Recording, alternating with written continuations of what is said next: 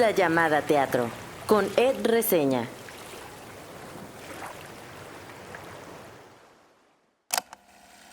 Entonces yo creo que el diseño escénico tiene que cumplir primero con la función de no estorbar al espectáculo. Esa es mi visión primordial. No estorbes, ayuda a que la historia se cuente. Porque si no ayudas, si no potencializas lo que ya está en el escenario, entonces de poco sirve tu diseño. Gracias por entrar en esta isla. Yo soy Ed Quesada o Ed Reseña. En mi isla hay una mochila con todo lo necesario para sobrevivir.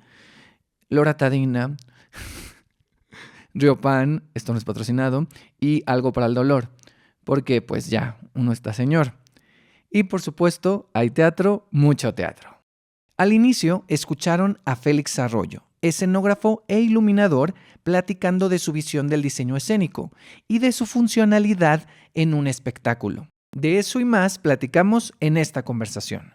Desde hace rato tenía ganas de platicar con Félix y justo aprovechando la temporada de ZM donde hace el diseño de escenografía y la iluminación, se me hizo buen momento para platicar de su proceso en esta obra, pero también de otras tantas cosas y proyectos. Aquí te dejo las cosas que debes saber antes de entrar a esta isla. 1. En esta isla hablamos de los procesos al hacer diseño de escenografía e iluminación, de la visión que Félix tiene del diseño escénico, de la emotividad y la evocación en el diseño de iluminación, de su trabajo con el equipo de realización y construcción, y también mencionamos algunos ejemplos de sus trabajos como 7 veces Adiós o Los perros. 2. Cuidado, en esta isla hay zombies. Qué raro, también hay una sucursal de Chicken Hut. Platicamos de ZM, del proceso creativo para diseñar la escenografía e iluminación de este nuevo musical.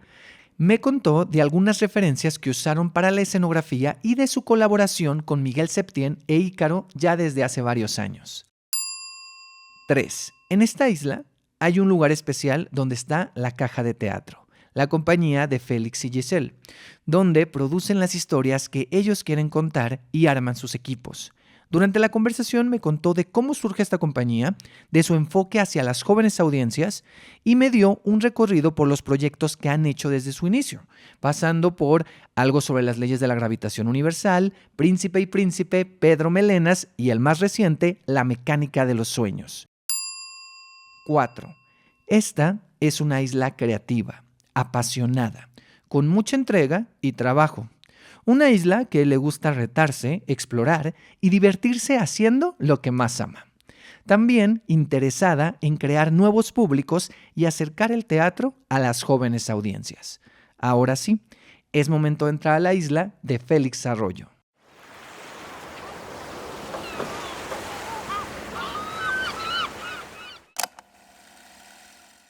No recuerdo cuándo fue la primera vez que vi una escenografía o un diseño de iluminación de Félix Arroyo, pero sí recuerdo lo que algunas de sus creaciones me provocaron. Recuerdo sentirme como niño ante el factor misterio en Pedro Melenas, sentirme perdido y confundido en esa feria de algodón de azúcar. Recuerdo la fiesta y alegría de Todo el mundo habla de Jamie, la nostalgia en Anecdotario Baires, el miedo y la incertidumbre en The Pillowman, la miseria humana y el dolor en Sweeney Todd, la magia y espectacularidad del teatro en La mecánica de los sueños. Recuerdo la sorpresa y emoción al ver cómo la luz puede contar la historia y en una sola imagen resumir toda la obra en uno de los finales más bellos y emotivos del teatro musical en México, con 7 veces Adiós. ¿Cómo olvidar esos contenedores con texturas y que con sillas, mesas o estructuras se transforman para contar de manera divertida, ácida y oscura una crítica social en Urinetown, Nación Primordial, Sweeney Todd y ZM? Hace unos días vi por tercera vez ZM y entré de nuevo a esa sucursal abandonada de Chicken Hut, que también se transforma en caminos, en una azotea y en otros tantos lugares para contar esta zombiesca aventura. Pensar en Félix es pensar en espacios mágicos que emocionan y sorprenden. Él cuenta historias con la luz y el espacio. Hoy nos acompaña en esta isla llamada teatro, Félix Arroyo. Mil gracias. Gracias por la invitación. Qué bonita introducción. Me hiciste pensar mucho ¿En qué? en los trabajos, o sea, justo en esos procesos de esos trabajos en los que mencionaste. Ah, ya. Muchas gracias por estar aquí. No, gracias por la invitación. Muchas gracias también. Fue un poco complicado, pero se logró. Se logró. Entonces, te agradezco. Y pues empezamos con la primera pregunta. Si hubiera una isla, Félix Arroyo, si vieras tu vida como una isla, ¿qué cosas que a ti te representan estarían en esa isla? Que se podría ver, que se podría tocar, escuchar, comer, oler. Órale. A mí me encantaría poder tener a mi familia en esa isla, tanto a mi familia de madre, padre, hermanos, como a mi familia que construí, como a Giselle y a Santiago. No, me encantaría que si fueran los únicos habitantes de esa isla, pues fuéramos nosotros.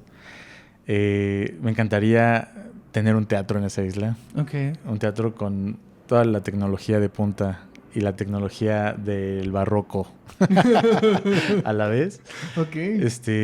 Y poder experimentar con ello, pues, o sea, me encantaría seguir teniendo pues, en dónde dibujar, en dónde pintar, en dónde crear, en dónde hacer cosas, ¿no? Okay. Sí, creo que con eso me bastaría. Va, suena bien, me gusta. Ahora, si tuvieras que hacer una escenografía de este momento de tu vida, ¿qué elementos tendría o qué habría? En este momento de mi vida, yo creo que habría mucha luz, muchísima luz. O sea, estoy creo en un momento de mi vida muy importante, muy agradecido. Me ha costado mucho, le he hecho mucha talacha. O sea, son desveladas, son mucho trabajo. La gente que me conoce, la gente con la que trabajo, ha de dar constancia de ello. Soy muy apasionado y creo que justo en este momento habría mucha luz. Ok, bien. Y volviendo a esto de la isla, vamos con la dinámica del mapa. Los mapas nos ayudan a conocer los territorios, entonces vamos a hacer este mapa a través de recuerdos. Yo te voy a decir como un recuerdo y tú me dices una imagen específica. Y el primer recuerdo es un recuerdo de tu niñez. El gran juego de la oca. Sí. Yo también lo veía. Bueno, y creo que eso marcó mucho mi vocación. Yo no sabía que era profesional dedicarse al teatro. Yo jamás lo pensaba, de hecho, ni en la preparatoria, ¿no? Pero yo cuando veía el gran juego de la oca me emocionaba, me encantaba ver el set. Yo decía, qué maravilla, qué cosa tan maravillosa que haya tantas personas en un mismo lugar, jugando, pasándosela bien, haciendo retos, etcétera. Y me acuerdo que yo hacía los sets, o sea, los recortaba, hacía mis pequeños sets del gran juego de la oca con cartoncitos así de leche, de cartón de leche y así. Y los coloreaba y jugaba al gran juego de la oca en pequeñas maquetitas. Sí. Y yo, pues, jamás en la vida pensé que eso me fuera a marcar. Y ahora que estás yendo directo a la flecha, es un recuerdo que me gusta mucho contar porque mi mamá y mis hermanos como que un poco les parecía curioso, ¿no? Que así, y qué raro, ¿no? ¿Por qué sale así? Pero a mí me encantaba hacer ese tipo de cosas, ¿no? Qué chido. Ay, qué padre.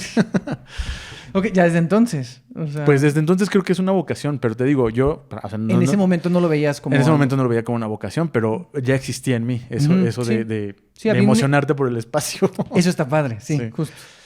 Un recuerdo con tu familia.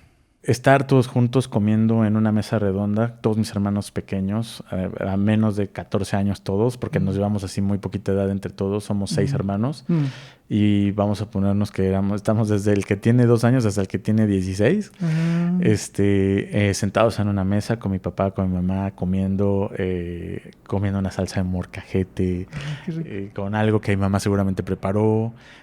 Viendo la televisión, Los Simpsons o el gran juego de la oca o a todo dar con Albi Casado y no sé quién era más el otro conductor. Me acuerdo mucho de esas tardes con mi familia porque fueron un momento importante para mí, ¿no? Eran momentos importantes para mí. Un recuerdo en soledad.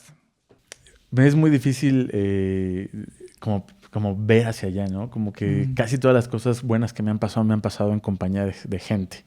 O me han pasado acompañando a gente.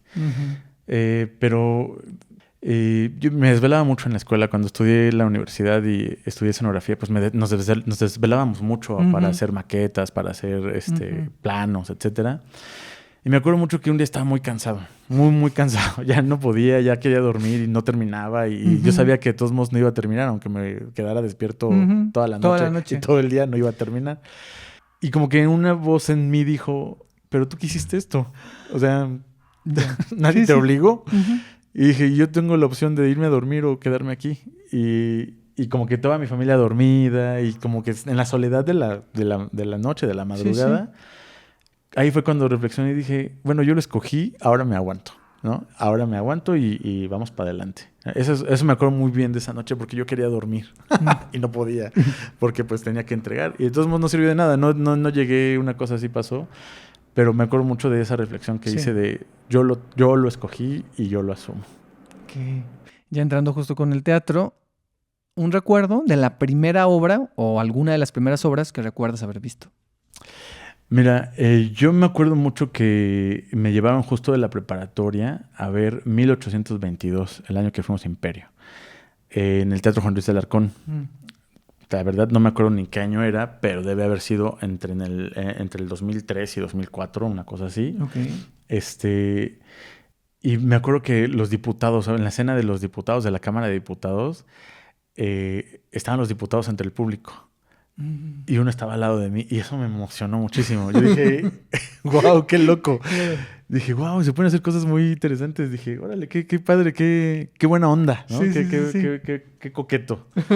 Y eso me gustó mucho ese recuerdo, porque después, ya con el paso del tiempo, pues resulta que ahora he trabajado con esos creadores, ¿no? Que he trabajado y me he comunicado con esos creadores, con Matías, con Mónica, con Flavio González Melo, con Mario Iván. O sea, como que de pronto mi vida, tengo ese recuerdo de que yo iba en primero de prepa, una cosa así.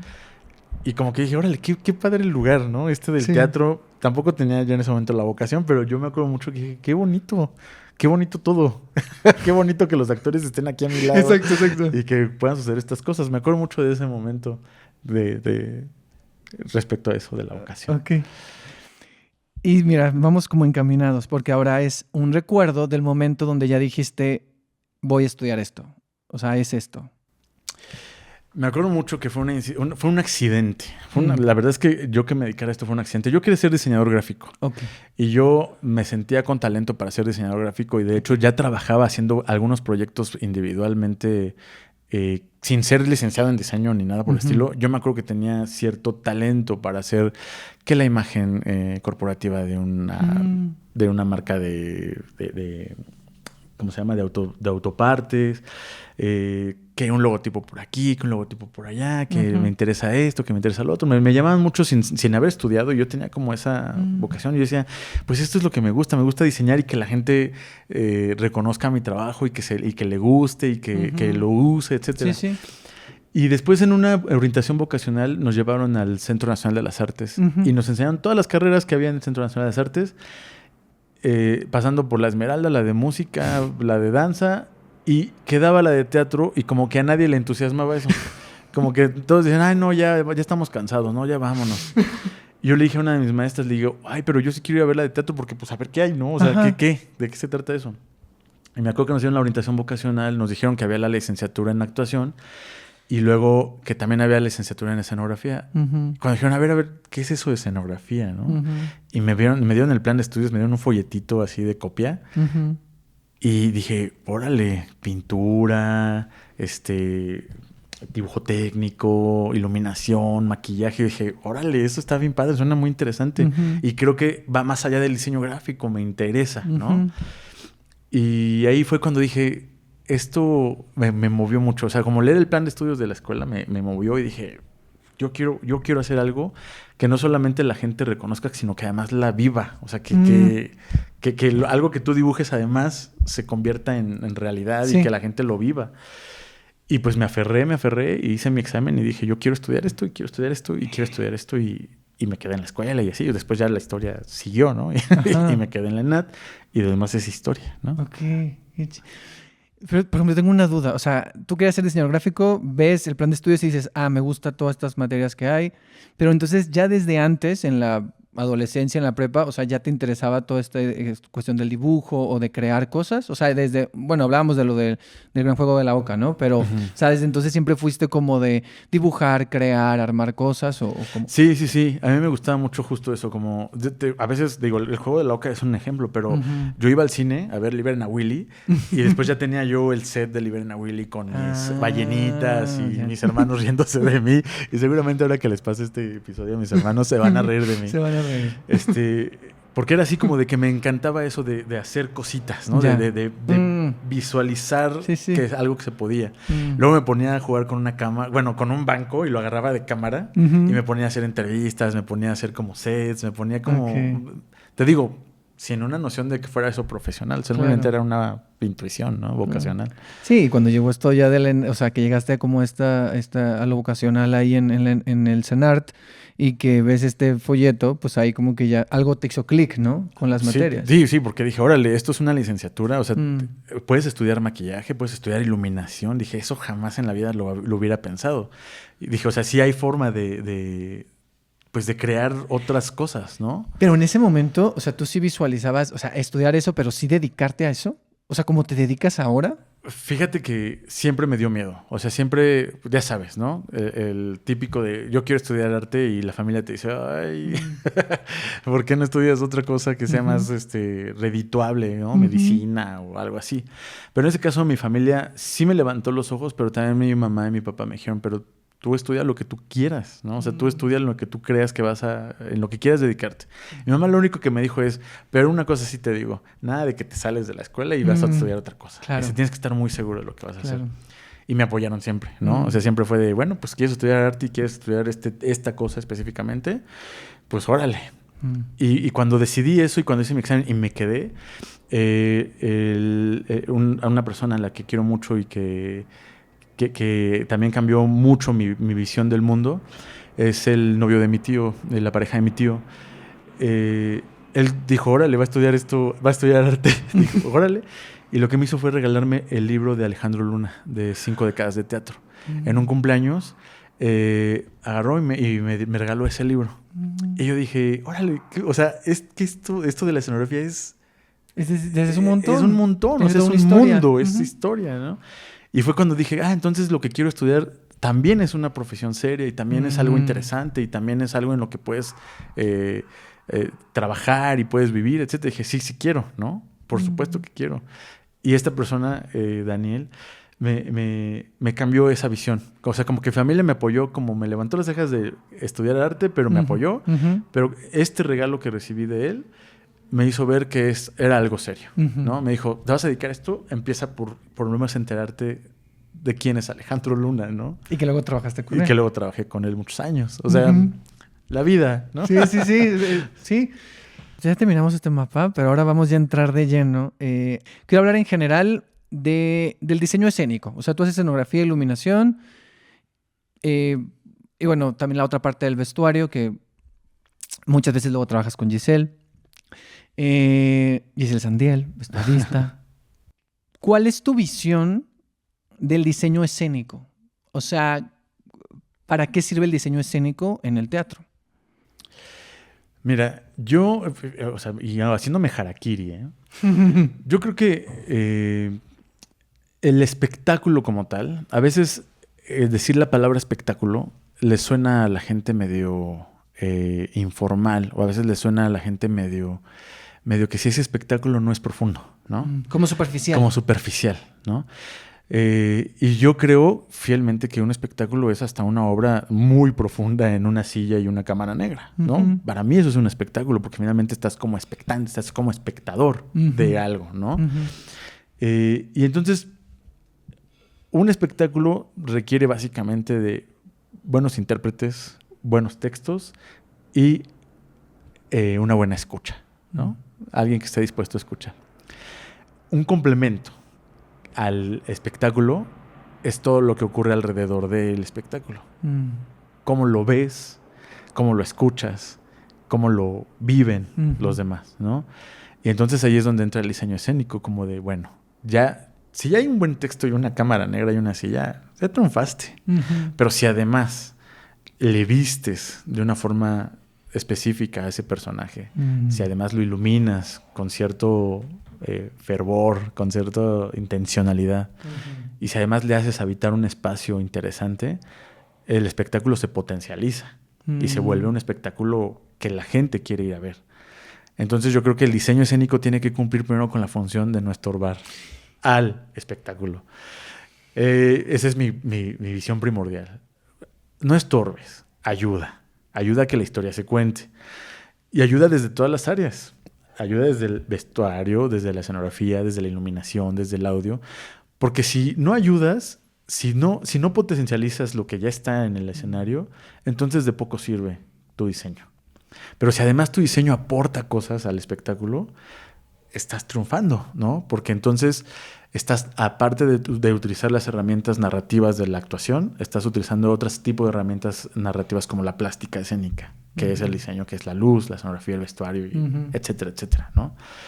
Esa es mi visión. O sea, no estorbar. O sea, un buen diseñador, un buen diseño es aquel que no te estorba, sino que al contrario, te ayuda a potencializar o que mejora la narrativa de una puesta en escena. Claro. Ok.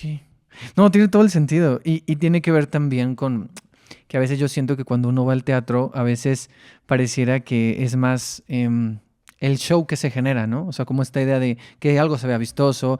Y entiendo que a veces algo que se tiene que ver vistoso, ¿no? Un ejemplo, Priscila, por ejemplo, ¿no? Sí. Pero porque tiene una razón, porque está aportando algo, porque está apoyando algo. Quiero hablar de la luz, porque yo he hecho el comentario en este podcast y con gente y se ríen de mí. Pero a ver si tú estás de acuerdo en lo que voy a decir o explícame por qué crees que sucede eso.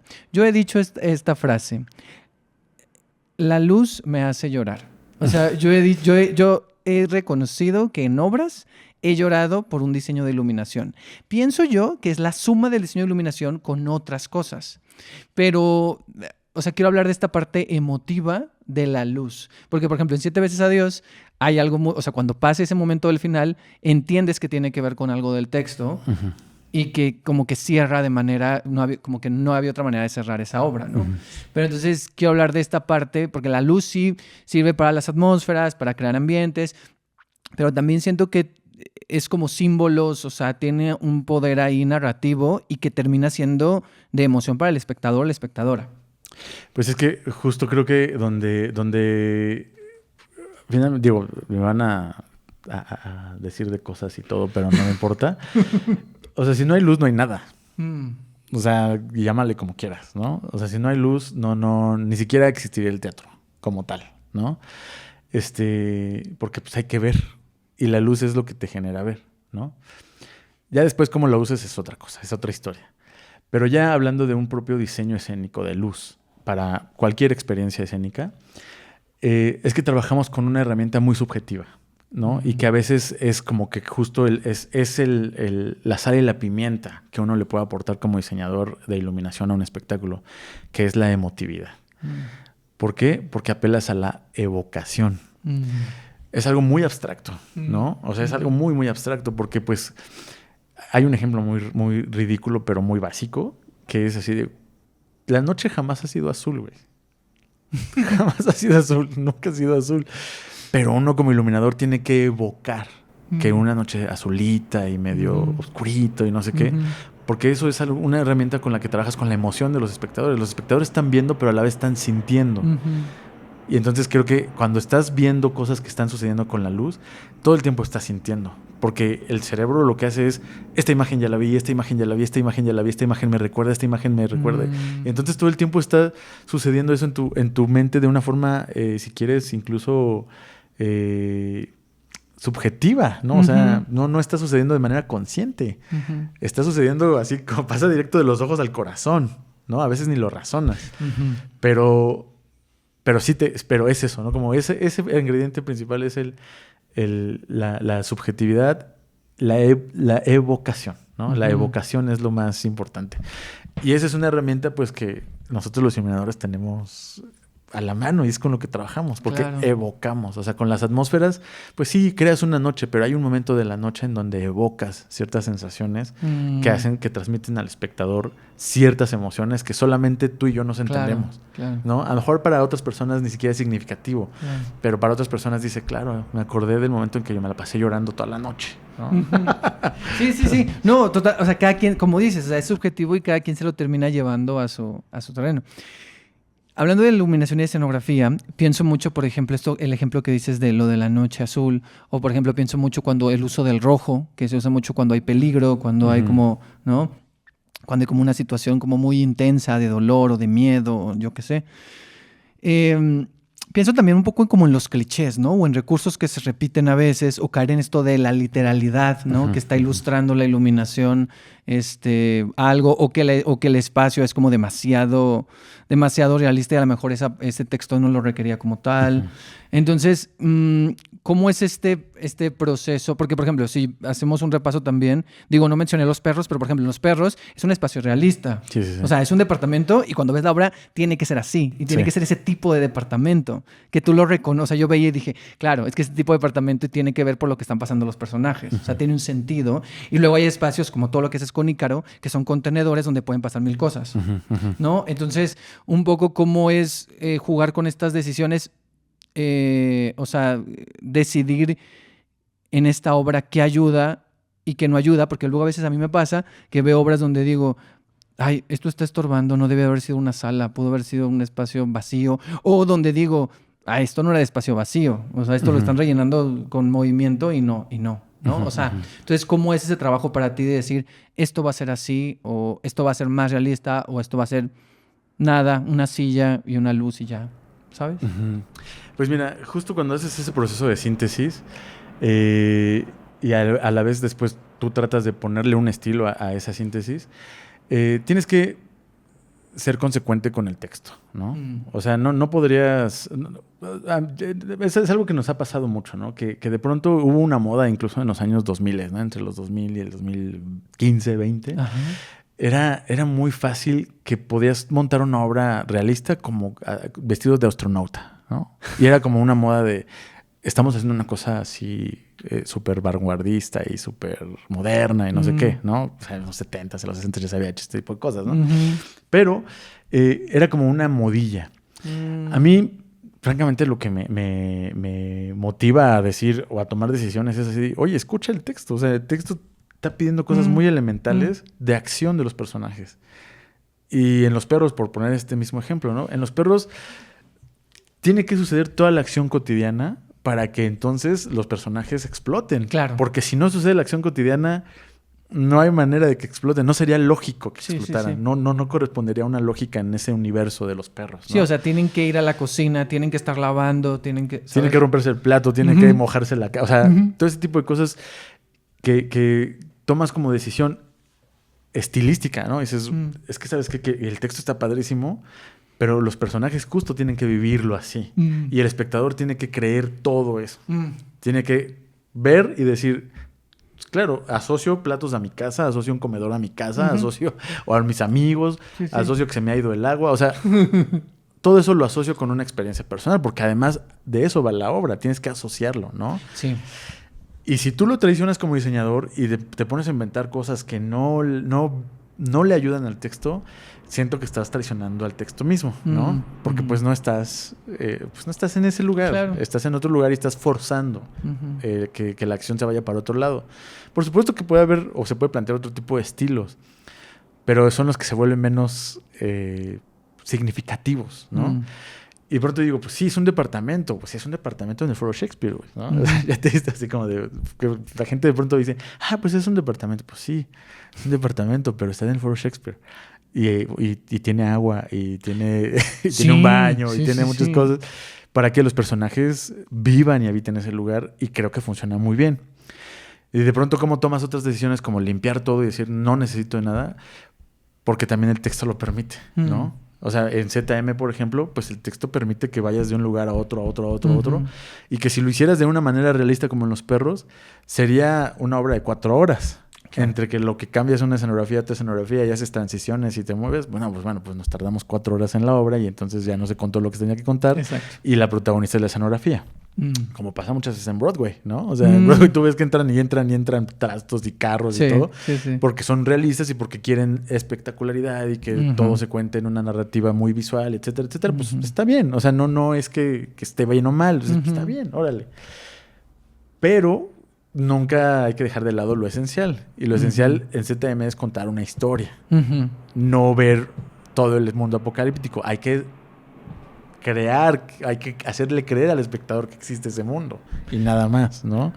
Exacto, sí, que se lo imagine de alguna manera, ¿no? Sí, y sí, ahorita, sí. ahorita vamos a entrar a ese tema más adelante, pero justo con esta respuesta creo que entramos al tema que tiene que ver con los procesos. O sea, tú hablas de leo el guión, ¿no? La dramaturgia, perdón, el texto, y a partir de ver el texto, pues ya se te van ocurriendo ideas, pero ¿cómo es tu proceso? O sea, ¿cómo es tu proceso desde que lees y el trabajo con la figura de dirección? Y también me interesa mucho el trabajo con las otras áreas visuales, es decir, a veces tú haces las dos de iluminación y escenografía, pero a veces no, solo haces una de las dos, con vestuario, a veces trabajas con Giselle, pero a veces no. Entonces, ¿cómo es tu proceso desde la lectura, las reuniones con dirección y con los demás departamentos para tener como una estética? Porque, por ejemplo, pienso en ZM y todo se ve como ¡pum! ¿No? O sea, Sí. como que todo encaja perfecto, ¿no? Entonces, no hay algo que salte. Entonces, ¿cómo es ese proceso? Mira, yo soy un ferviente religioso del proceso creativo, ¿no? Creo que el proceso creativo es el lugar más interesante para hacer una creación de lo que sea, ¿no? Específicamente una creación escénica. Creo mucho en el diálogo, creo mucho en la pelea radical de ideas, ¿no? En la oposición, y no siquiera una pelea porque tiene que ser, no es sinónimo de violencia a veces, ¿no? A veces una pelea de posturas con la directora, con el director, y dices, no, es que yo me imagino esto y yo me imagino lo otro, y entonces hay que acordar un punto medio y no sé qué y no sé qué. Pero tienes que demostrarlo siempre con trabajo, ¿no? O sea, siempre yo les digo a mis alumnos que una frase de Einstein, ¿no? Que la creatividad te agarre trabajando, güey. Porque, pues sí, puedes platicar mundos maravillosos, pero si no los ves dibujados, si no los ves en una maqueta, si no los ves en un render, en algo, difícilmente la otra persona te va a entender qué quieres demostrarle, ¿no? Entonces yo me leo el texto y trato de ser muy intuitivo la primera vez, ¿no? Como que lo leo y me imagino que pueden ser un mundo así, un mundo de una forma, de otra forma. Y después de que vacío esa primera experiencia, entonces me pongo a ordenar el texto en un Excel, ¿no? O sea, como que ordeno las escenas, ordeno los personajes que participan en cada escena, ordeno qué transiciones puede haber. O sea, como que trato de yo tener un control de... Como una especie de desglose. Sí, para tener como una panorámica que puedas tener abierta en tu computadora y decir, claro, me va a dar tiempo de hacer una transición aquí a una transición acá. O me va a dar tiempo de que se cambie, o me va a dar tiempo de hacer un cambio de luz. El Excel te sirve hasta para contar cuántos cambios de luz vas a tener básicamente, ¿no? Sí. O sea, de entrada, uno de inicio, uno de salida de escena, ya son 2 por cada escena. Ya si en medio hay otros 100, pues es otra cosa, ¿no? Okay. Pero de entrada calculas cuántos cues de luz, cuánto tiempo te va a llevar eso. O sea, el Excel, que ni se quiera dedicar a esto, es así como la herramienta muy básica para alguien que se quiere dedicar al diseño, porque si lo tienes ordenado, puedes trabajar de una forma ordenada, ¿no? O sea, ya las ideas creativas y todo eso ya vienen por bloque, ¿no? Así como que ahorita estoy en un proyecto en donde justo para mí fue como de, a ver, sí, está muy padre el proyecto, pero vamos a ordenarnos por bloques. El bloque 1 corresponde a tal escena, y entonces ese bloque 1 se va a llenar de tantas carpetas de referencias, y el bloque 2 así, y el bloque 3 así. Y entonces esas referencias las vamos decantando y vamos depurando y vamos sintetizando hasta que nos quedamos con referencias que nos van a servir. Y después de esas referencias ahora sí viene el dibujo. Ahora sí, suéltate a dibujar y que se vea reflejado pues lo que estás tratando de mostrar con esas referencias, ¿no? Y por favor nunca usen referencias escénicas en sus procesos creativos, porque es muy común. Lo he visto en muchos colegas y lo he visto con mucha gente que te da referencias de otros proyectos escénicos, ¿no? Como en esta obra. Ajá, sí, mira, como esta obra. Y yo así de... ¡ah! ¿Y entonces cuáles referencias normalmente usas? Uso muchas referencias de fotografía, uso referencias de pintura, uso referencias de arquitectura, de instalación, de instalación artística, de performance, de otro tipo de referencias que no sean necesariamente escénicas. ¿Películas también cuentan? Películas me encanta usar las referencias. Sí. Procuro no usar referencias escénicas porque creo, y a lo mejor es una cosa muy personal y muy individual, creo que te contaminas. O sea, creo que tu proceso se contamina y que de alguna forma se va influenciando por cierta referencia. Es como si inyectaras una especie de microbio a ese lugar que después se contamina. Si después llegas a la misma conclusión es otra cosa, ¿no? Claro. O sea, si de pronto no quieres ver referencias de nada y te das cuenta que ya habían usado 8 sillas en una... pues bueno, no fue a propósito ni fue intencional. Fue un proceso muy genuino, ¿no? Eso es otra historia. Pero si desde el principio ya lo tienes insertado, creo que ahí se contamina un poquito, ¿no? Interesante. Entonces, después de las referencias viene el dibujo, Ajá. vienen los diálogos con los otros creativos. Procuro involucrar a los creativos en mis procesos, procuro involucrarme en los procesos de los otros creativos. Yo con Giselle tengo una ventaja, ¿no? Que vivimos juntos, que dormimos juntos. Pero es una ventaja además de lucha libre, ¿no? Porque podemos echarnos muchos rounds fuera de escena, ¿no? Sí, o sea, en su casa pueden estar haciendo otra cosa y En de la repente casa- salen de esto no, esto sí. No, y en la casa somos muy derechos, ¿no? O sea, somos muy, muy, muy derechos con nosotros, no somos muy francos. Giselle es una persona muy franca y me dice si lo que estoy haciendo está de la chingada, ¿no? O sea, hay esa frontalidad, o sea, Sí, de ser sí. súper honesto de... Súper honesta, sí, súper honesto. Yo también soy muy franco y siempre digo, sabes que esto está horrible, o sea, estás en un lugar. Y creo que eso ha sido muy clave en nuestro trabajo. O sea, siento que es un punto de comunión en donde, además de entendernos, por supuesto, en la vida, nos entendemos también en el estilo, ¿no? Porque podría ser otro estilo el de Giselle y a lo mejor nunca nos entenderíamos. Y a mí me daría hueva lo que hace, ¿no? Pero nos entendemos en el estilo y también somos muy receptivos uno del otro. Yo escucho mucho lo que me dice y ella escucha mucho lo que yo le digo porque eso nos ayuda a cambiar nuestra visión o a adoptar otras visiones. Y pues eso es una ventaja que siento que pocos tienen, ¿no? Sí, que, claro. que a veces no te puedes pelear con la vestuarista de un proyecto, que dices, que dices, oye, pues sí te puedo decir por ahí un consejo, o pedir tu paleta de color, o darte una línea, Sí, o sí. etcétera. Pero no te puedes echar unos rounds más francos, ¿no? O sea, por supuesto que siempre hay que hablar con franqueza con todos los creativos, pero estoy seguro que así al grado que lo hacemos Giselle y yo, no lo puedes hacer en la mesa, Ok. ¿no? O sea, así de que agarras y dices, está regacho tu pinche boleto. Pues tu pinche escenografía. Y esa luz que estás proponiendo está re fea. Y así, o sea, nos echamos hasta groserías.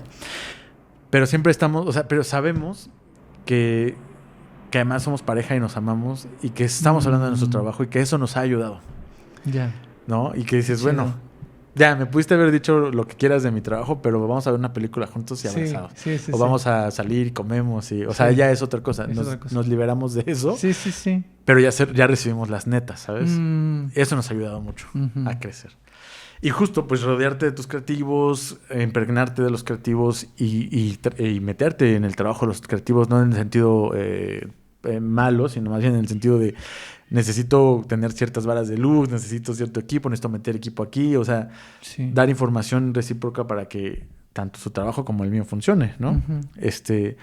Y tener un diálogo muy... Yo sí creo en el diálogo liminal, ¿no? Esa palabra que se puso de moda hace unos años. Yo he creído en esa palabra hace muchos años, que yo creo que la figura del director y la figura de los creativos estaban mal colocados, ¿no? Porque yo siento que en una mesa es bien rico el trabajo lateral, ¿no? El trabajo así de... Estamos todos por un proyecto, Sí, ¿no? sí, sí. Por supuesto que hay quien tome decisiones y que hay quien encausa ciertas cosas, pero para nada ya existe... Bueno, procuro no juntarme con gente así, verticales, ¿no? O sea, Claro. yo me creo en procesos más horizontales. Claro. Que eso es porque además soy muy metiche, ¿no? Además soy muy de oye, es que la escena esta está medio rara, ¿y por qué? ¿Qué te pasa si entra por aquí? ¿Qué pasa si entra por allá? ¿Qué pasa si mejor el vestuario, mejor le quitas este encajito? ¿Y qué pasa si mejor le ponemos esto? Pero a la vez que soy metichón, también soy receptivo. Cuando alguien me dice, oye, ¿y qué tal si esto? No me monto en un macho y digo, no lo voy a cambiar, no, por el contrario, digo, buena idea, o sea, aporta, ¿no? Claro. Y entonces hay que estar abiertos. Un poco es así el proceso a los que Ok. me someto, ¿no? No, está bien. Yo tengo una curiosidad, porque siento que a veces no se habla mucho de esto. ¿Qué tanto se involucra, en este caso, por ejemplo, un diseñador de escenografía, en el proceso de construcción? O sea, cuando ya se va a construir la escenografía. O sea, ¿cómo es el trabajo ahí con el equipo de construcción o cómo funciona? Yo lo digo desde mi ignorancia, ¿eh? No, pero, bueno. pero me llama mucho la atención porque siempre se habla de diseño y nos quedamos en el bocetito y pero ese proceso de construcción y de que está y de que y de montaje, ¿sabes? O sea, ¿cómo es ese proceso? Porque siento que debe ser complicado. Te ríes, ¿no? Es el proceso más complicado. Ok. O sea, por una parte está el proceso artístico y creativo y de, bueno, imagínate millones de cosas y hazlas maravillosas en un render. Pero ¿cómo se hace realidad? Pero cuando lo haces realidad, pues te tiembla la mano, ¿no? Porque hay cosas que no sabes, ¿no? Yo no sé soldar, yo no sé cortar, ni sé pegar, ni nada, ni sé pintar, ¿no? Si tú quieres. Pero sé cómo se hace. Ok. Y entonces, y sé que quiero, ¿no? Y yo sé que quiero seguridad, y sé que quiero que esté bien terminado, y sé que quiero que esté ligero, y sé que quiero que haya muchas cosas. Y más bien me rodeo de gente que sabe hacer eso, ¿no? Okay. Y yo, por ejemplo, con los constructores con los que trabajo, pues me pongo en sus manos, ¿no? Yo les planteo los diseños, les planteo los constructivos, les digo lo que soñé, les digo lo que creo que para qué va a servir, les digo las funcionalidades que tienen. Y también, como soy receptivo, si me dicen, oye, esto no va a jalar así, hay que cambiarlo hay que cerrarlo de claros, o hay que cerrarlo de estructura, o hay que cambiar de materiales, etcétera, yo les digo, date, o sea, tú lo vas a hacer, date, solamente quiero que conserve estas propiedades, el estilo, ¿no? O el diseño. Y por supuesto que me dejo llevar por los constructores, tratando de siempre pues, ir de la mano, ¿no? Irle contando qué es lo que está pasando con el diseño en escena, para que lo que él monte esté en correspondencia con ese diseño, ¿no? Y con el pintor también, y con toda la gente que es realizadora. La verdad es que estamos en sus manos, ¿no? O sea, yo me pongo en sus manos porque yo no podría construir una escenografía, ¿no? Me da mucho miedo. Pero cuando te pones en las manos correctas, la verdad es que eso ayuda mucho a que tus diseños se concreten y se vuelvan eficaces, ¿no? Okay. Sí, no, es gente maravillosa. Okay. Yo sin ellos no podría vivir. No, me imagino. Un saludo si alguien de realización y de construcción nos escucha. Y si no, pues también un saludo. Ahora vamos a entrar a ZM, este musical que se presenta viernes a domingo en el Teatro Milán, que es parte como esta trilogía de los autores de Urinetown, Nación Primordial y ZM. Chistoso porque, bueno, en este caso son zombies, en Nación Primordial eran levaduras y en Urinetown pues era este pueblo, estos habitantes de este pueblo. ZM... Bueno, dirige Miguel Septién. Bueno, dirige, traduce, produce, movimiento y todo. Todólogo. Que estuvo aquí el año pasado, justo en la temporada pasada del podcast hablando de ZM. De Sweeney Todd. Y bueno, ZM. Para la gente que no la ha visto y que solo ve un póster con una hamburguesa, ¿de qué va ZM? Si nos puedes contar un poquito de qué va. ZM es una obra en donde estamos en una ciudad en Estados Unidos, en donde una cadena de comida rápida creó una hamburguesa que hace que la gente se transforme en zombie, básicamente, ¿no? Y en medio de este apocalipsis existe una historia, digamos varias historias paralelas, pero una historia específicamente de un encuentro y desencuentro y de encuentro amoroso, ¿no? Es básicamente eso, pero la obra está impregnada de denuncia, ¿no? Como el estilo de los autores está impregnada de denuncia sobre el estilo americano de vida, ¿no? Y sobre el estudio capitalista y el sobre varias denuncias abiertamente evidentes, o sea, para nada están veladas ni nada por el estilo, porque no, es son muy obvias. Sobre la denuncia, yo creo, y podría atreverme a decirlo así, del modelo capitalista de vida de la sociedad en general, ¿no? Ponen el contexto de Estados Unidos, pero creo que es de la sociedad en general. Sí, totalmente. Y eso es lo que ocurre en ZM, básicamente, en este contexto zombie. Otro ya entrando para empezar, es un estreno mundial. O sea, es la primera vez que se hace una producción de este texto. No se había montado en otro lugar, se monta en español y entonces no hay referencias, más bien ustedes son como la referencia si alguien lo quiere montar en otro lugar, por así decirlo. ¿Cómo fue esta construcción? En ZM tú haces la escenografía y la iluminación. Pero también hay otros elementos muy importantes como el vestuario, como el maquillaje y como la utilería, o sea, porque son elementos que también sirven para contar la historia y que específicamente hay utilería, objetos que hacen la transformación de los zombies, ¿no? Bueno, hacen como esta parte, no la transformación, sino es la convención de que son los zombies. Entonces, ¿cómo fue construir este universo desde cero? ¿Cómo fue el trabajo con Miguel? Ya habías trabajado con él, ya hay una colaboración con Ícaro. Yo siento que hay cosas que se les da una continuidad, o sea, cosas que habíamos visto en Sweeney Todd y cosas que habíamos visto en ZM. Hoy estoy con los nombres. En Nación Primordial y en Urinetown. O sea, ¿cómo fue? Bien, pues hablando de procesos creativos, creo que Miguel es justo uno de este tipo de directores que se abre a los procesos creativos y que pone en la mesa una forma de trabajo muy horizontal. Y por supuesto que Miguel marca muchas directrices, pero también es una persona que sabe escuchar.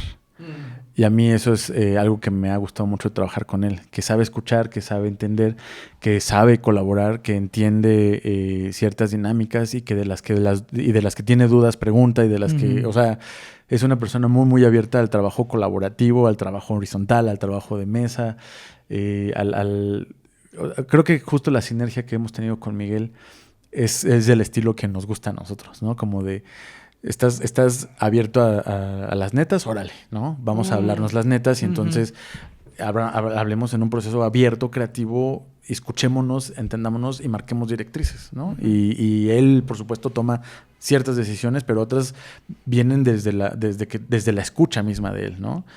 Y entonces, con Miguel hemos tenido estas experiencias en Sweeney, en Pillowman, en Nación Primordial, o sea, ya tenemos trabajando con él algunos proyectos y próximamente tenemos otro.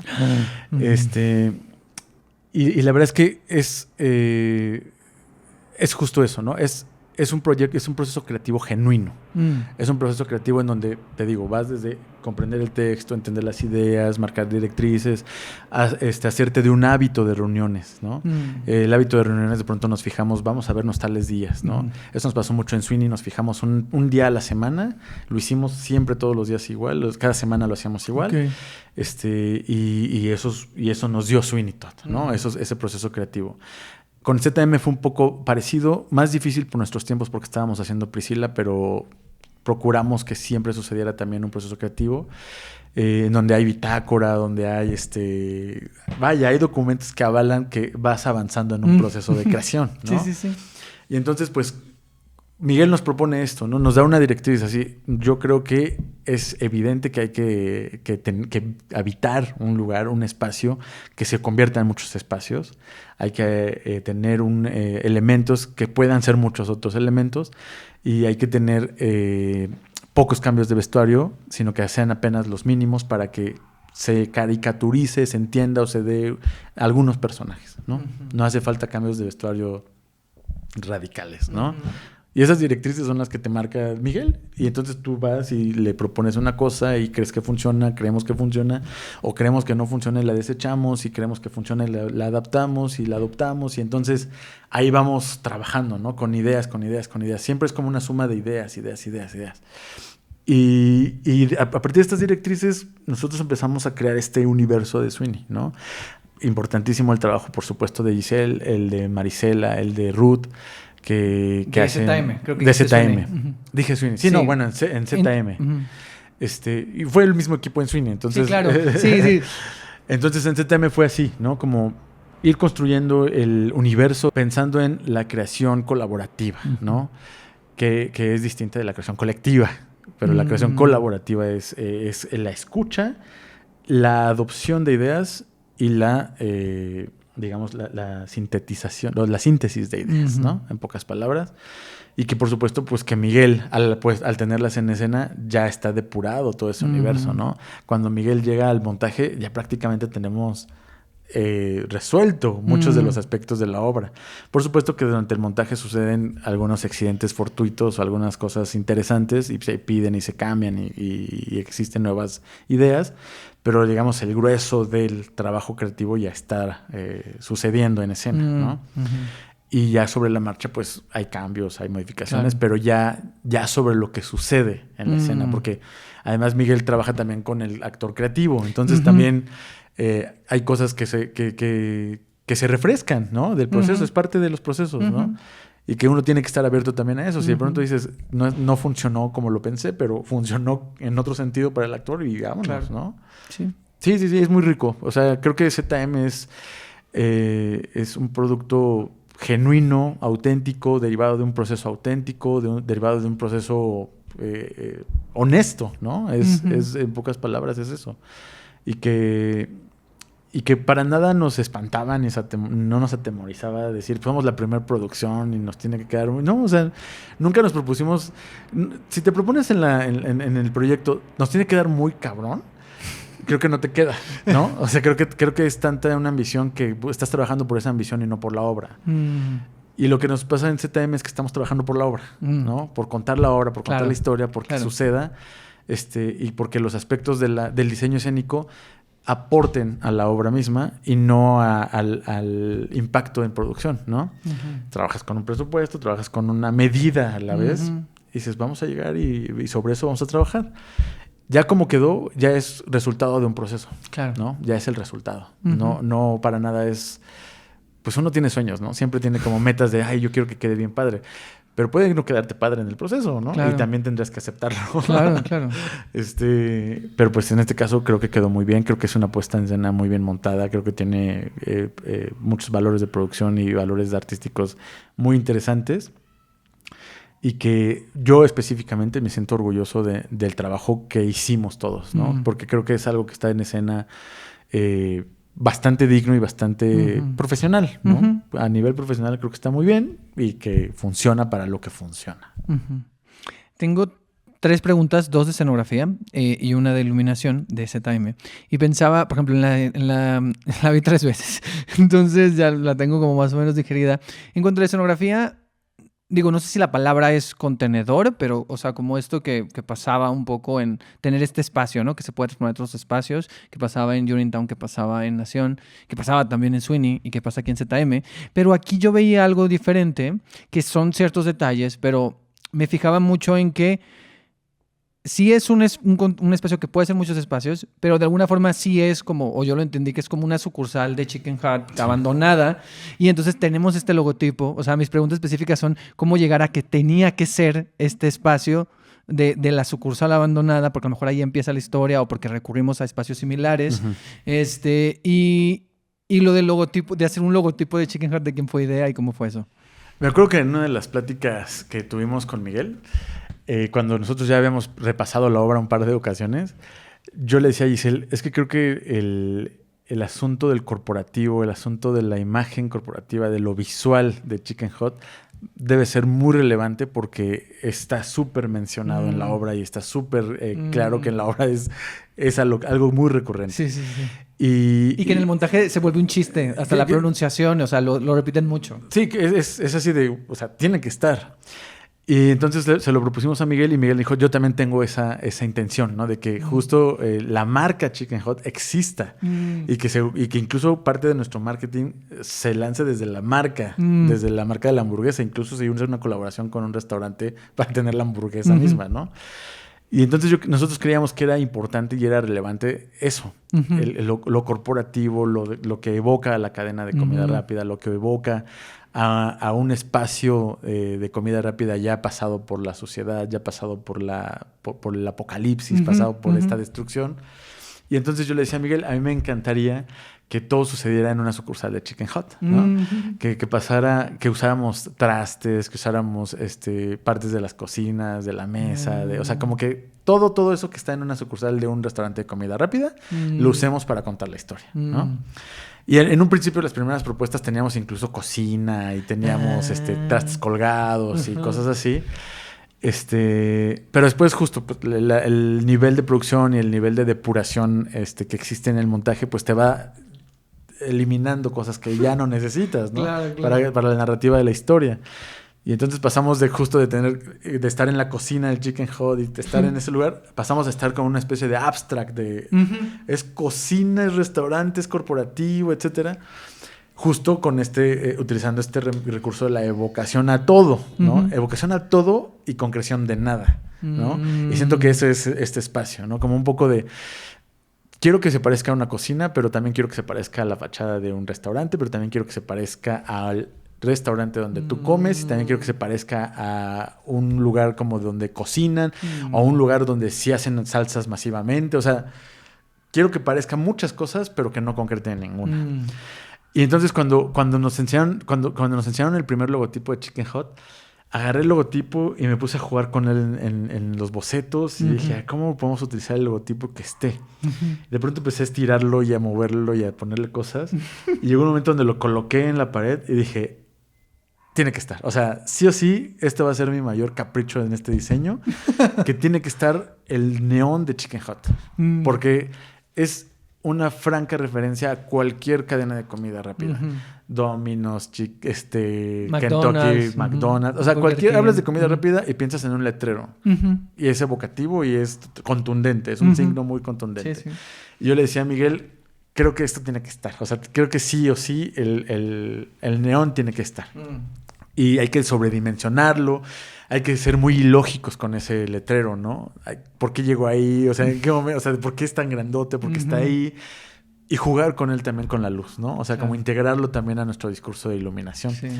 Y sí nos encaprichamos. Y sí fue un elemento muy costoso. Y sí, pero al final creo que vale toda la pena. O sea, al Sí. final creo que es un elemento que ayuda a la narrativa, pero que también ayuda a la evocación, ¿no? Y que a veces es el restaurante y a veces no es nada. A veces es algo que está ahí Sí. tirado. En la Sí. gasolinera parece que es hasta como un anuncio del Chicken Hut, ¿no? Sí, sí, sí. Es así, es un capricho muy interesante. No, y funciona, o sea, está... Me gusta mucho cómo lo explicas y tiene sentido también en la historia, pues, o sea, como es algo donde la marca es muy importante, porque sí, o sea, se menciona mucho tiempo, entonces, pues, que lo tengas ahí todo el tiempo y que justo como que se transforme y tome otras dimensiones, eso también está interesante. Otra pregunta de la escenografía que yo tenía, hablabas hace rato de las referencias, de no usar referencias escénicas, usar referencias de otras cosas.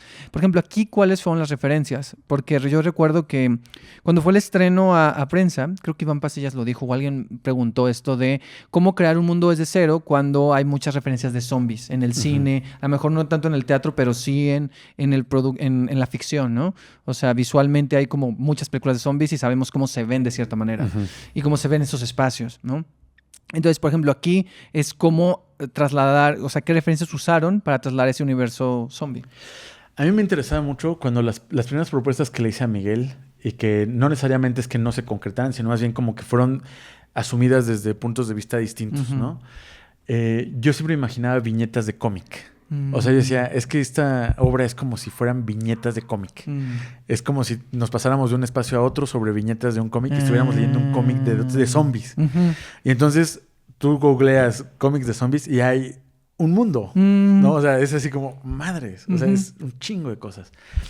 Y entonces yo llegué a una historieta, ahorita no me recuerdo su nombre, que es de zombies. Es de zombies así Es que ni siquiera me acuerdo porque ni siquiera es gringa, es coreana. Ok. Y entonces la vi y dije, órale, qué interesante. O sea, ya todo está hecho en el mundo. ya nada más uno va reencontrándose cosas. Sí. Pero había un cómic de zombies que me interesó mucho. Que dije, es que esto, así me suena la obra. O sea, a mí me suena el color de la obra, me suena la forma de los personajes, me suena a cómic. Y entonces dije, mostramos ciertas referencias del cómic, pero también había algo en el cómic que me hizo mucho ruido, que era todo el uso de neones, todo el uso de estos colores como azules, rojizos, como cosas así muy, muy raras que justo no eran el verde mismo, ¿no? El amarillo. Y yo decía, esto me suena mucho a lo que puede ser, ¿no? Y entonces me metí a sacar muchísimas referencias de restaurantes de comida rápida, de marcas que no fueran comerciales. Ok. ¿No? Como de que no sea un Kentucky, que no sea un McDonald's. Sí. Busquemos un sushi, una cosa así muy rara en el mundo. Y entonces hagamos este tipo de referencias. Y pasamos por muchas referencias. Y curiosamente muchas referencias eran de restaurantes de comida rápida coreanos o japoneses. Que tienen colores muy especiales, ¿no? Muy bonitos, muy padrísimos, la verdad. Sí. Y de pronto nos tropezamos con imágenes de cajas de refresco. Y que tenían de fondo un neón. Y yo decía, es que esto me suena que nos está dando pistas, ¿no? Sí. Y si te das cuenta, pues en la escenografía hay cajas de refresco. Y entonces, justo como ir construyendo a partir de elementos que no sean necesariamente escénicos, que te hagan referencias a mundos que quieres evocar. Y en este caso, para esta escenografía en específico, hubo muchas referencias de restaurantes de comida rápida asiáticos. Ok. Curiosamente. Qué curioso. ¿Por qué? Porque me daban mucha idea del color. Ok. Porque el color yo lo tenía referenciado en el cómic. Y para pasarlo a un mundo realista, pues era muy necesario que el color fuera específico, ¿no? Okay. El alto contraste entre el rojo y el amarillo, por ejemplo, ¿no? Que está en las cajas de refresco y el fondo de la escenografía misma. Sí. O en las cajas en el neón del Chicken Hut y el mismo muro de la escenografía, ¿no? Había como esa intencionalidad. Ok. Sí, por ahí fue. Qué chido. O sea, pero está interesante porque, o sea, lo dices y me hace mucho sentido. O sea, cuando lo veo, o sea, tengo la imagen muy presente. Entonces sí, ahí hace como clic. Tiene una pregunta de la iluminación. En este caso, al igual que en Sweeney Todd, se vuelven a usar lámparas. Ujú. Pero aquí, por ejemplo, hay algo que supongo que está desde el texto o desde la historia, o no sé si después fue una directriz de... Pues en el apocalipsis zombie, en el fin del mundo, pues se va la luz, ¿no? O sea, se va la luz, son espacios oscuros, son espacios abandonados. Entonces, yo siento que en momentos como que hay algo, bueno, entre que la escenografía, el vestuario y todos los objetos tienen una texturización bien chida y como que te da todo esto hacia más oscuro todavía, o esa es mi percepción.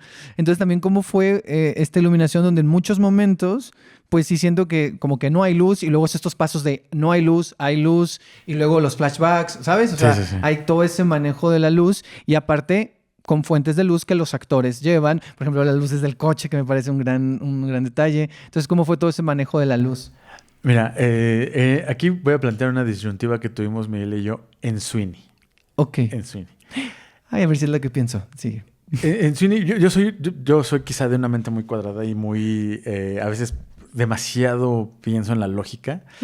Y yo le decía a Miguel, es que no podemos tener lámparas de mano en un universo de Sweeney, ¿no? ¿Por qué? Porque... pienso lo mismo. Porque para mí, si fueran lámparas, tuviéramos que ser una especie de quinqués, lámparas de aceite, o sea, algo que sea mucho más referencial al contexto de la época del universo.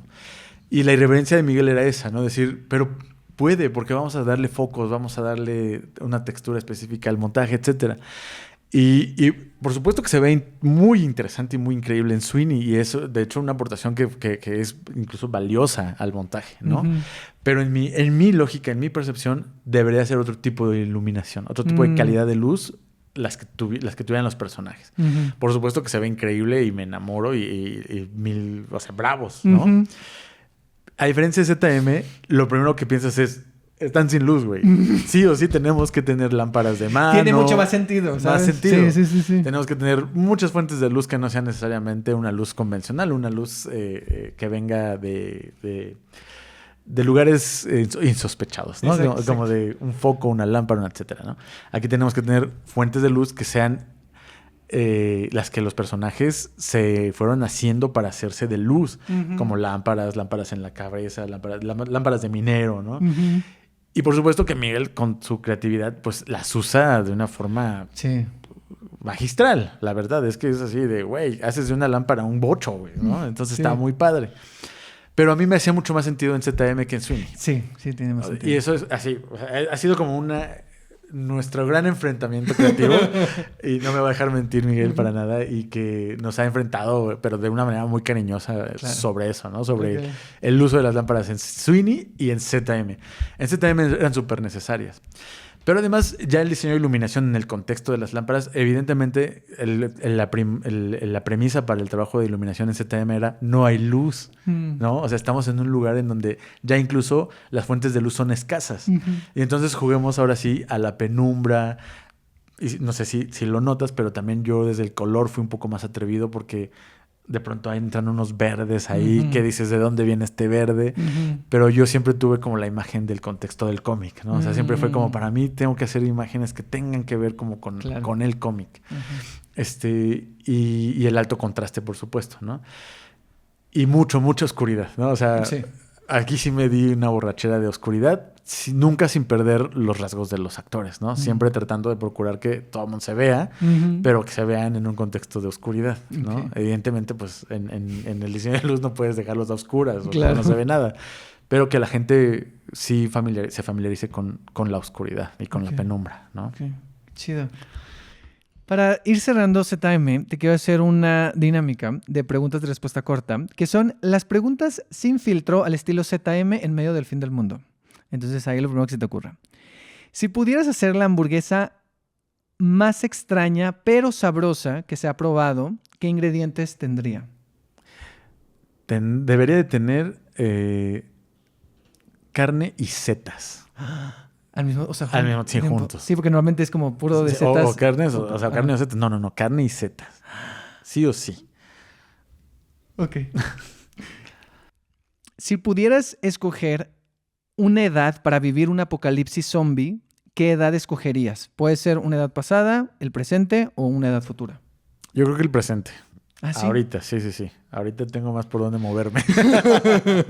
Muy bien. Si tuvieras una tarjeta de presentación, como la que tienen algunos personajes de ZM que se presentan, que son parte de Chicken Hut, ¿qué diría tu tarjeta? Diría, gerente de... No, o sea, diría técnico en iluminación. Técnico en iluminación. Ok. Antes de transformarte en zombie, ¿cuál sería la última comida que te gustaría comer? Antes de transformarme en zombie, yo creo que una milanesa con papas, ¿no? Ok. Y por último, si sobrevivieras al fin del mundo, ¿qué te gustaría hacer en el nuevo mundo? ¿Cómo sería ese nuevo mundo? Me gustaría reinventar la forma en la que consumimos. Me gustaría que hiciéramos huertos para todos y que todos comiéramos sembrado y que todos nos fuéramos colaborativos o sea, que regresáramos como al principio de la agricultura, básicamente, Ok. ¿no? Está chido. El intercambio de comida, ¿no? Va. Ok. Terminamos esta parte y para cerrar ZM, la gente que no la ha visto, ¿qué puede esperar? ¿Con qué se puede encontrar cuando vaya a verla ahí al Teatro Milán? Van a ver un musical, una puesta en escena muy bien montada, con valores de producción muy interesantes, con una historia muy interesante, muy graciosa. Es que es divertida. Yo esta muy última divertida. vez la vi y yo tengo la intuición de que afinaron ciertas cosas de comedia, porque yo la sentí todavía más divertida. Es que es muy divertida. Ujú. O sea, siento que es una puesta en escena muy divertida, muy bien puesta, con muchos valores de producción muy, muy interesantes. Además, con una historia sembrada muy emocionante, ¿no? Y en un contexto zombie que además se enamora, ¿no? Que además quieres seguir viendo y viendo y viendo. Exacto. Pues ahí está ZM de viernes a domingo en el Teatro Milán. Acaban de extender la temporada todo noviembre y también presentaron a alternantes del elenco, que entra María Perroni Garza a alternar con Vanessa Bravo a Mercy Ryder y Diego Enríquez entra a alternar el protagónico de Barnabas Young con Alain Peñalosa. Así es. Entonces ahí continúa ZM. Y de ZM quiero hablar rápidamente de La Caja de Teatro. Ok. Que La Caja de Teatro es pues sí, tu productora de ti y de Giselle, ¿cierto? Así es. ¿Cómo se origina La Caja de Teatro y qué proyectos han tenido? Bien, La Caja de Teatro nació...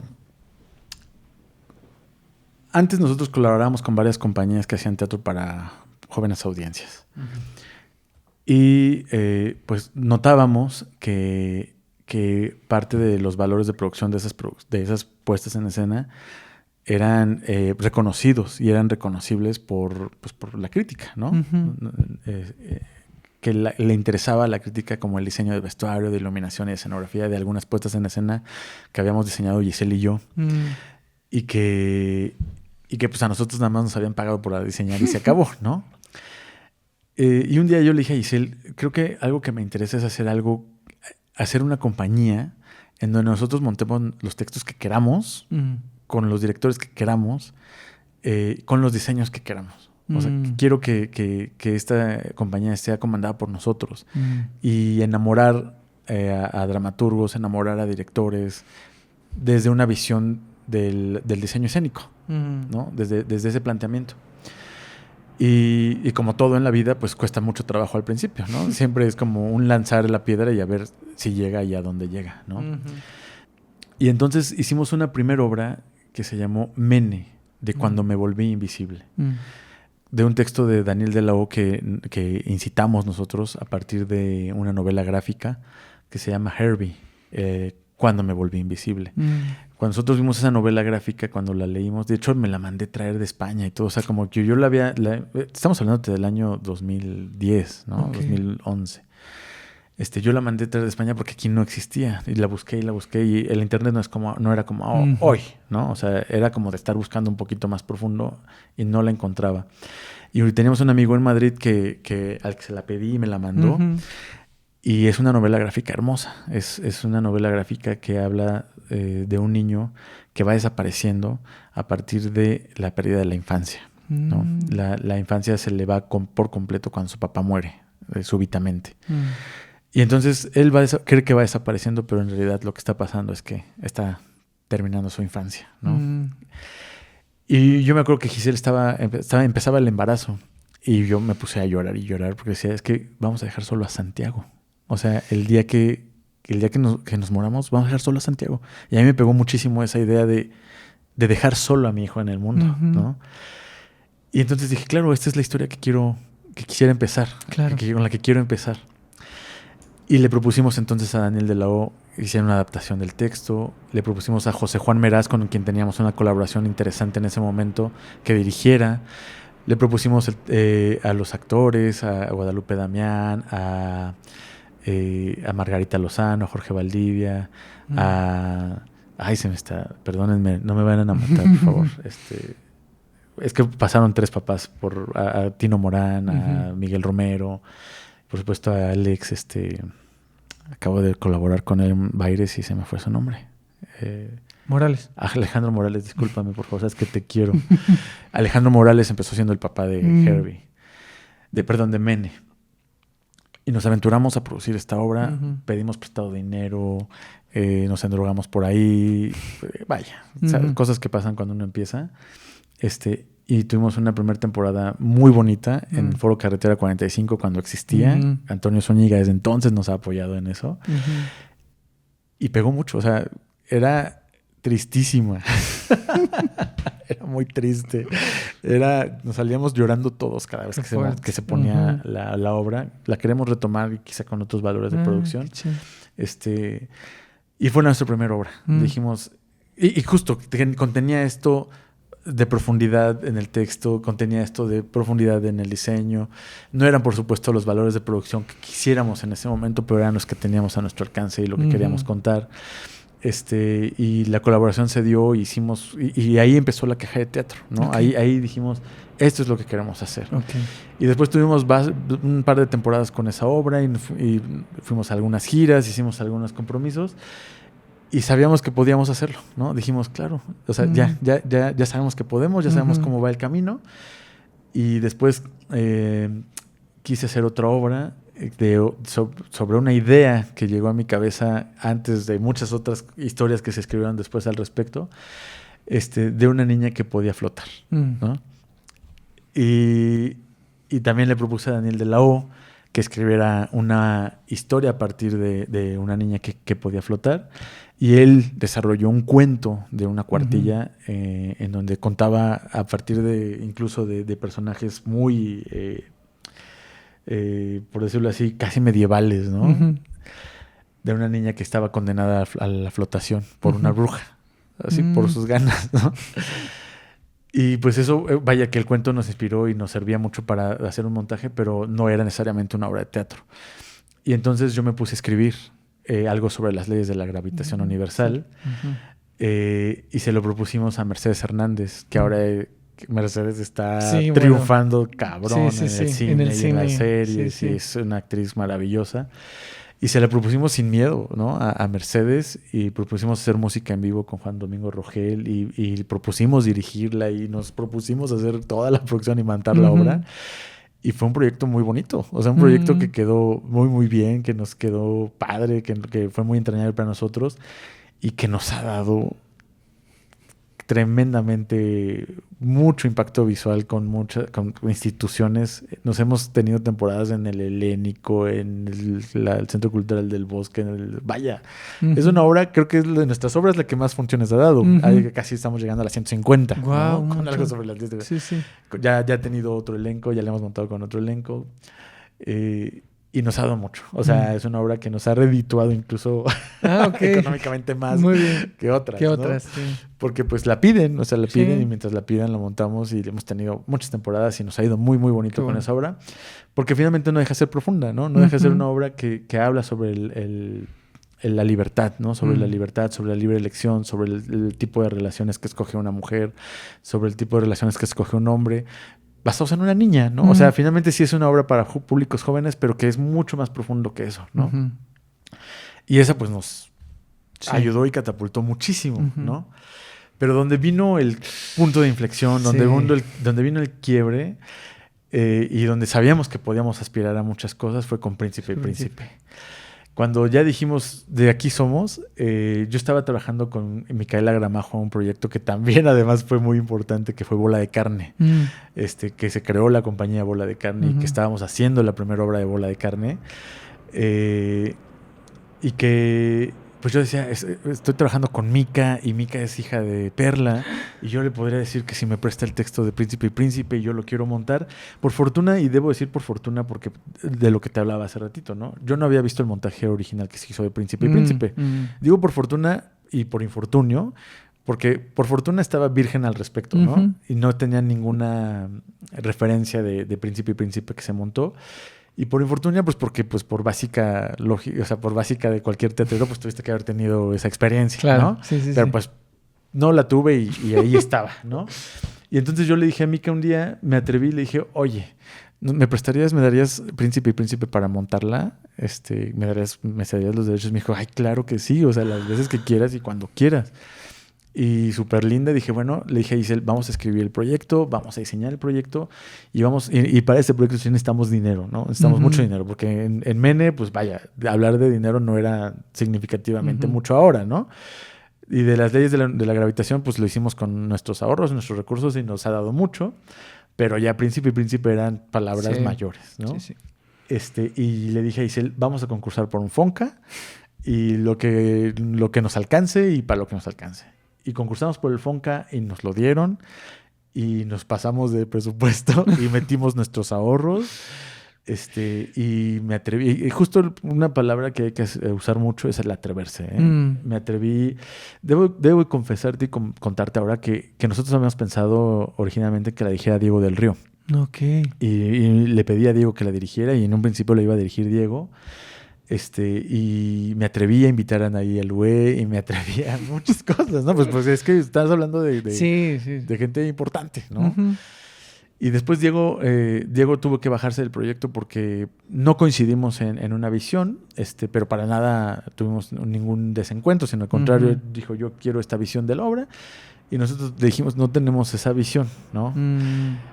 Pero bueno, gracias, o sea, gracias porque finalmente dimos un paso contigo y estoy seguro que eres parte de este proyecto porque dimos un paso contigo. Y él nos recomendó trabajar con Artús. Y yo le dije, yo también tengo pensado en hablarle a Artús. Dijimos, pues creo que lo estamos pensando igual, pues vamos a hablarle a Artús. Y se la propuse a Artús y Artús aceptó muy amorosamente. Y ya estaba todo cobijado. O sea, ya cuando Artús conoció el proyecto, ya lo teníamos muy, muy avanzado. O sea, ya conoció, lo enamoramos. Sí, claro. Desde la visual, ¿no? Desde lo visual dijimos, nosotros somos la caja de teatro, queremos hacer esto, tenemos esta visión. Y Artús se enamoró y creo que tuvimos un gran encuentro creativo en donde quedó lo que quedó. Y Príncipe fue, desde el día que se estrenó, un boom, ¿no? Sí. Fue un trancazo. Porque creo que nuestro sueño de que lo visual fuera muy relevante, pero además que se contara una historia muy relevante, creo que se cumplió en Príncipe y Príncipe. Sí, y esas dos cosas, y que aparte se sintiera que iba dirigido a las jóvenes audiencias. O sea, tenía algo que lo hacía muy divertido. O sea, yo solo la vi una vez. Sí, la vi justo al principio. Y es que además, no siquiera es que quedara solamente en una complicidad de Giselle y mía, sino que además dijimos, necesitamos de alguien que conozca a estos públicos, que alguien que además sepa producir para estos públicos. Y buscamos a David Castillo. Y nos aliamos con él. Yo debo de confesarte, David, le rogamos porque fuera nuestro productor para Príncipe y Príncipe. También él, pues, y lo entiendo ahora desde la experiencia, entiendo que también pues tuviera como un resquicio ahí de confiar en nosotros o no, ¿no? Sí. Pues dices, ¿estos chamacos qué, no? O sea, en ese momento éramos chamacos, ¿no? Estábamos más jóvenes, por supuesto. Y que David además confiara y que hiciera la producción de Príncipe y que nos asociáramos y que después fuéramos, además, simbiosis creativa total para que Príncipe y Príncipe fuera lo que es, ¿no? Claro. Y pues ya después todo lo demás viene por añadidura, ¿no? ¿Y qué sigue? Porque este año dieron funciones, ¿no? Dimos funciones en Guadalajara, Guadalajara. y fuimos a Tijuana y fuimos a Monterrey. O sea, y sigue. Y tenemos otros planes de Príncipe y Príncipe. O sea, sí, tiene vida.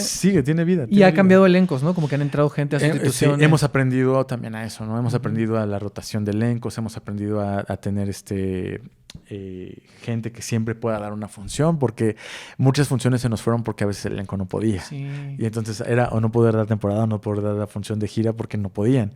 Y entonces también aprendes a eso, ¿no? Claro. A que la obra debe de darse a veces sin el elenco original, porque pues no se puede, ¿no? Claro. O sea, si no pueden, pues ni modo de perder las oportunidades. Sí, sí. Y pues bueno, Príncipe Y ahí sigue. surgió y es sí, ahí. no. Y es una obra muy querida. O sea, me acuerdo cuando estuvo en el... Siento que cuando estuvo en el Xola también llegó a otros públicos. Fue otro público, fue Ujú. otra cosa. O sea, Príncipe y Príncipe es, digamos, un parteaguas para nosotros. Y después vino la creación de Pedro Melenas. Ay, ¿no? Pedrito Melenas. Y que Pedro Melenas ya fue así. Bueno, ya David había confiado en nosotros, Artús había confiado en nosotros, ya nosotros sabíamos de qué éramos capaces. Vinieron los premios y los reconocimientos con Príncipe y ya todo le pegábamos y fue así como wow, ¿no? Ujú. Nos hicimos, digamos que ahí ya la Caja de Teatro era ya conocida por sus manufacturas, ¿no? Ujú. Y cuando hicimos Pedro Melenas, pues dijimos, ahora vamos por la grande, ¿no? Ahora vamos a pegarle al Efiteatro y vamos a pegarle a un teatro muy grande. Y era vamos una a pegarle superproducción eso. Y Era vamos- enorme. Y vamos a pegarle a los grandes formatos, ¿no? ¿Por qué? Porque las jóvenes audiencias se merecen eso.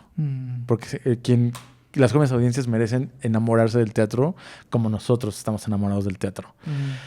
Y entonces creamos Pedro Melenas, y Pedro Melenas fue un suceso. O sea, y es un suceso y es un hito, y es una cosa que está quedando ahí en el recuerdo de la gente, porque pues hay cosas que no vamos a contar ahora, ya llegará el momento en el que hay que contar, pero vaya, una serie de sucesos desafortunados y desencuentros que pues que ahí está, ¿no? Sí, voy a meter ahí una recomendación para que me entiendan un poco. Si tienen chance de ver Lo Comía en Netflix ahorita, entenderán lo que pasó a Pedro Melenas. La referencia.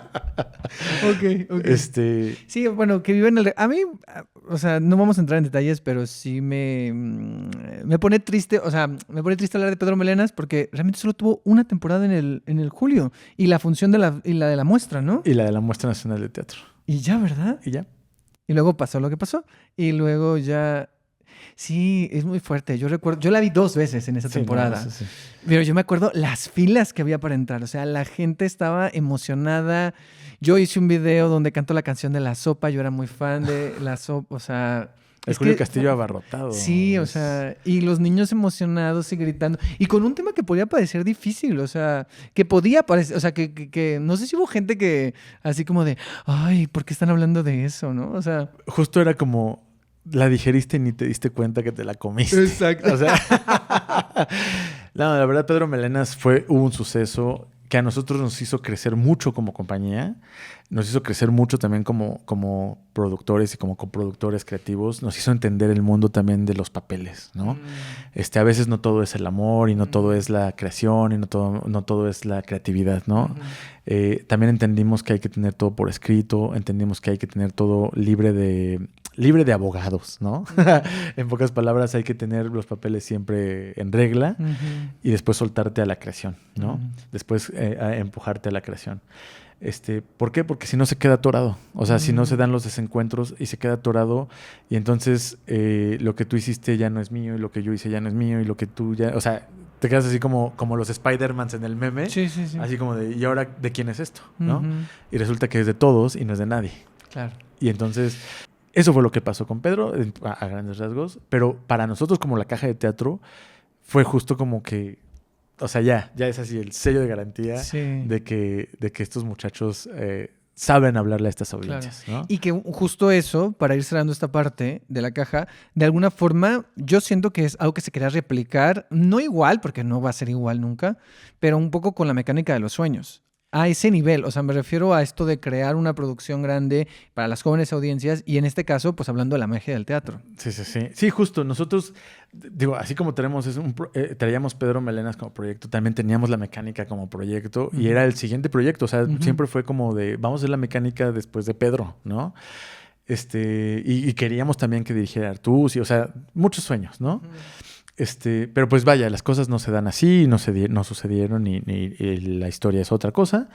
Y después, pues teníamos en ciernes pues la mecánica, ¿no? Decíamos, queremos hacer la mecánica y queremos hacerlo así y ya sabemos cómo hacerlo y ahora queremos hablar de esta cosa.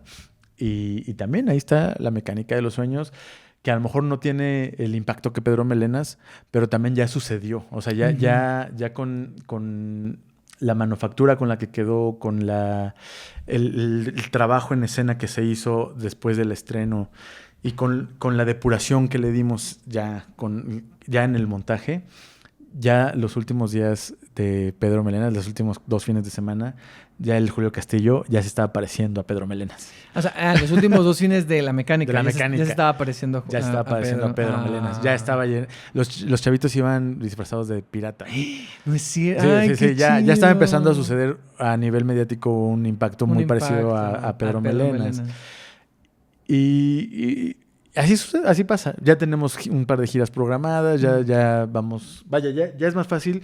A partir de la experiencia con Pedro y con Príncipe, ya es más fácil que las instituciones te abran las puertas y acepten tus proyectos como propios y que se arriesguen contigo. Claro. ¿Por qué? Porque procuramos justo que la experiencia del teatro para las jóvenes audiencias sea una experiencia que sea memorable. Porque tenemos, yo por lo menos sí, y Giselle, tenemos muy seguro que queremos crear público. Queremos que el público de hoy, de esos morritos, esas morritas de hoy que van al teatro a ver nuestras obras, sea nuestro público para que cuando seamos viejitos, pues haya gente que vaya al teatro, ¿no? Claro. Y queremos que si les das una experiencia interesante, en una de esas se arriesgan a pagar un boleto más adelante, ¿no? Ay, me gustó mucho y se me hace un muy bonito cierre para cerrar esta parte de la caja de teatro. Justo lo que tiene que ver con los públicos, ¿no? Con la creación de públicos que se ve en sus proyectos. Y está chido que también se esté logrando con el que está ahorita y que va a seguir, que es La Mecánica.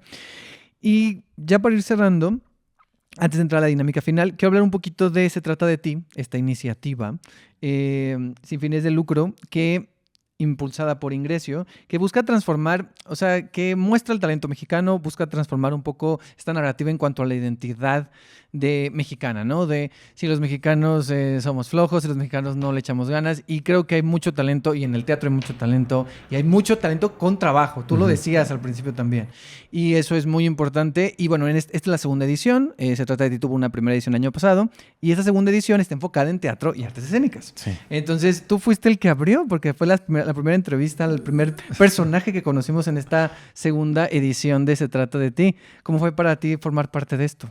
Fue muy, muy, muy padre, muy interesante.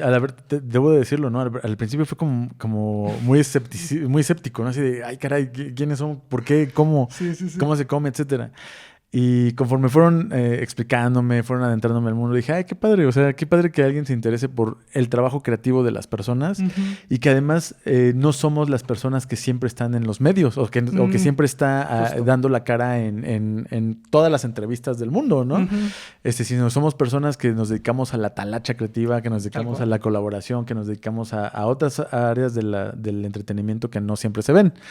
Y me pareció súper interesante, me pareció muy bonito, me pareció que incluso una forma de homenaje a las personas que estamos entrevistadas ahí, sí. Porque hablan de nuestro trabajo, hablan de la forma creativa y de la forma colaborativa, pero además hablan del ser mexicano, ¿no? O sea, hablan del... Tú como mexicano, ¿cómo lo vives? ¿Cómo lo ves? Y justo a mí me emociona porque digo, claro, en México tenemos un chorro de talento, hacemos un chorro de cosas bien interesantes, estamos en una cartelera cultural que creo que es envidiable, ¿no? En otros países. Y a mí me encanta lo que hacemos, ¿no? Me encanta lo que sucede en la Ciudad de México. Yo soy súper chilango de hueso colorado y me encanta lo que pasa en la Ciudad de México.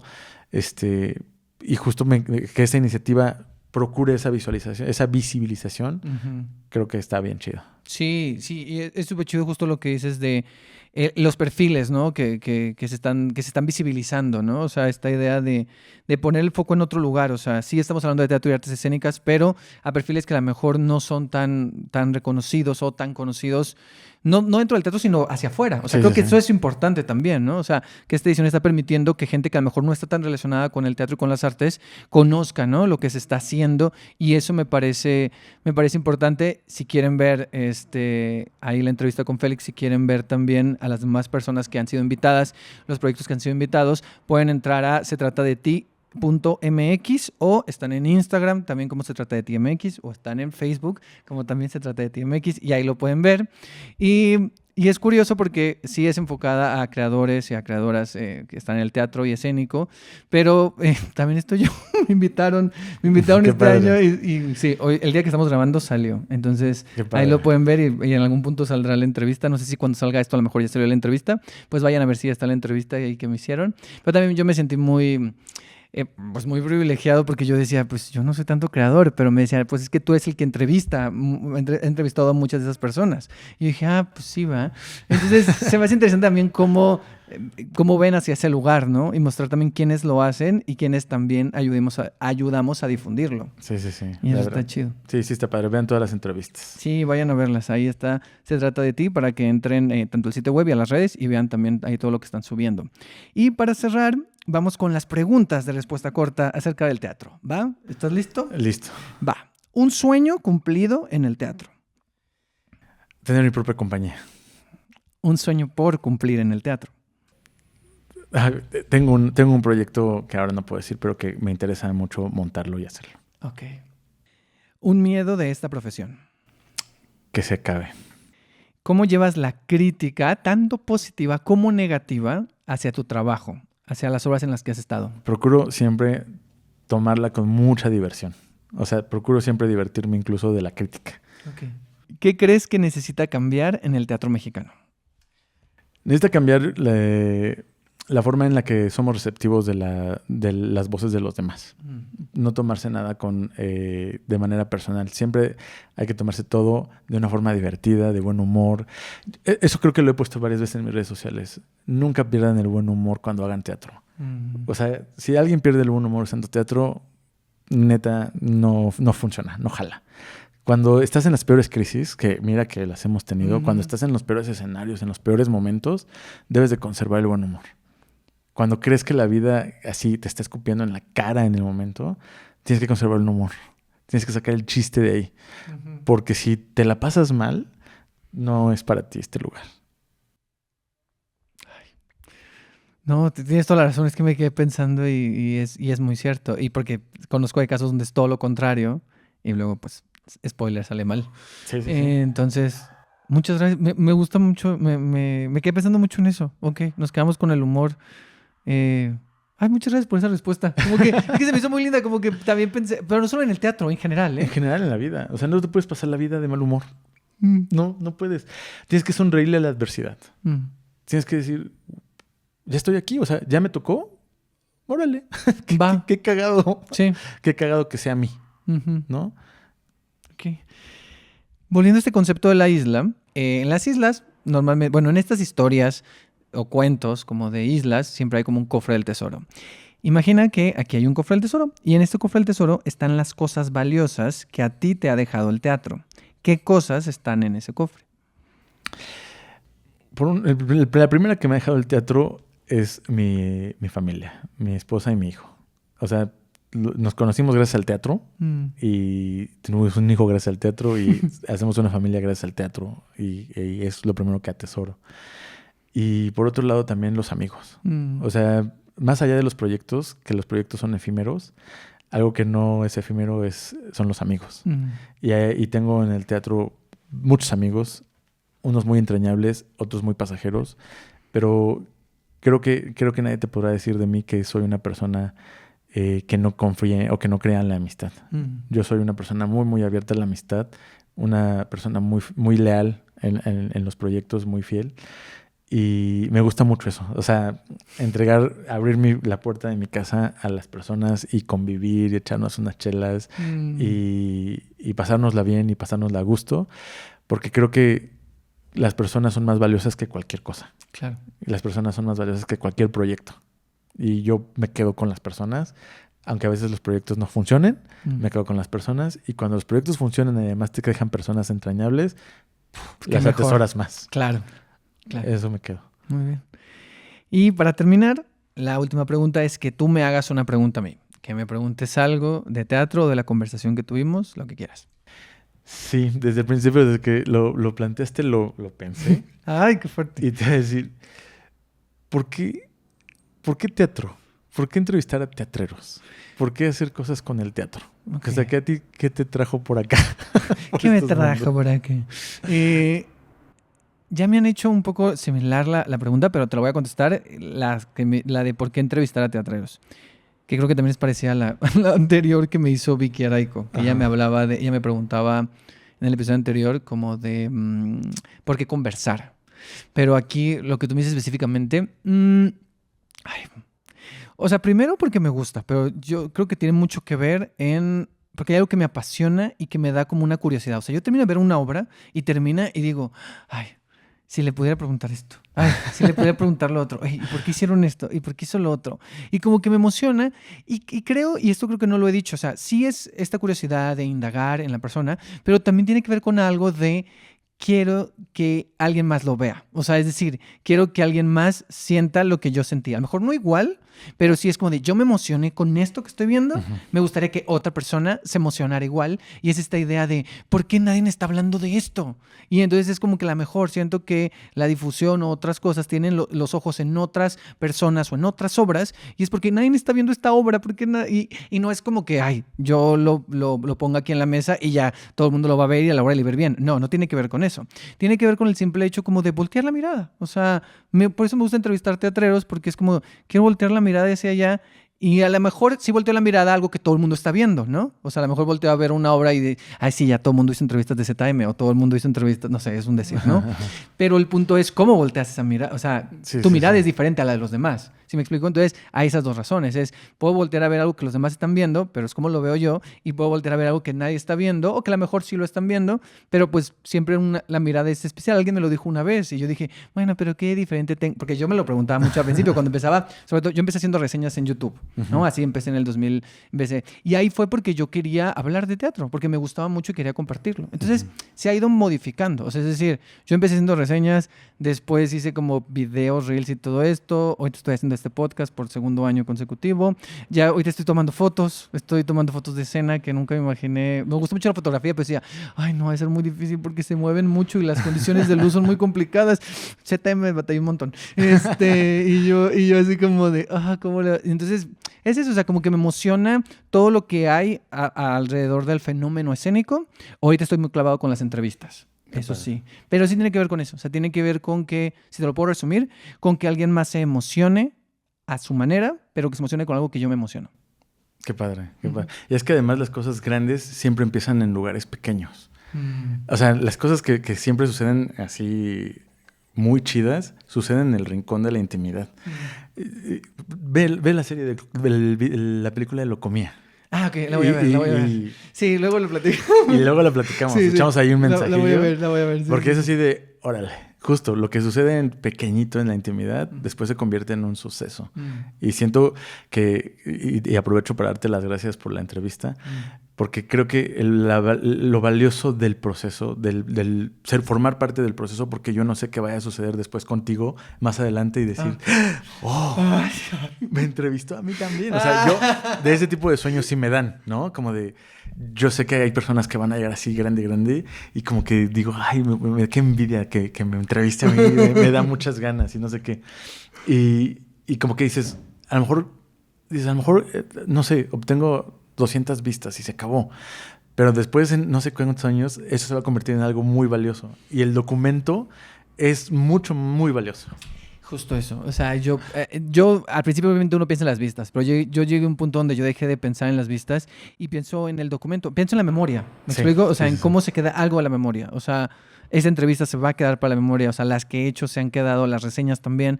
Entonces, es eso, o sea, para mí. Y también generar como una especie de comunidad. Y Sí. no solo con la gente que viene, sino también con la gente que escucha. O sea, Sí. yo últimamente me entero de gente de, sí te escucho. Y yo, ay, no sabía, gracias. O sea, como que me sorprendo mucho porque dije, escuchaste este episodio porque salió entrevista a tu amiga o tu amigo. Sí. Y es de, no, ya te escuché desde la temporada pasada. Hace poco alguien me dijo eso y yo, wow, qué fuerte. Y entonces como que es muy interesante eso. O sea, y creo que también pasa con ustedes en el teatro en general. O sea, uno hace las cosas y no mide el alcance que tienen. O sea, y en el caso del teatro, el alcance que puede tener, por ejemplo, en los niños que vieron las primeras temporadas de Príncipe y Príncipe y ya son adolescentes. Sí. ¿Sabes? Entonces es curioso eso. Sí. Eso es un enigma y justo es lo que más interesa y lo que más vale la pena hacer. Claro. ¿No? Hemos terminado, Félix. Muchas gracias por haber venido. No, gracias a ti.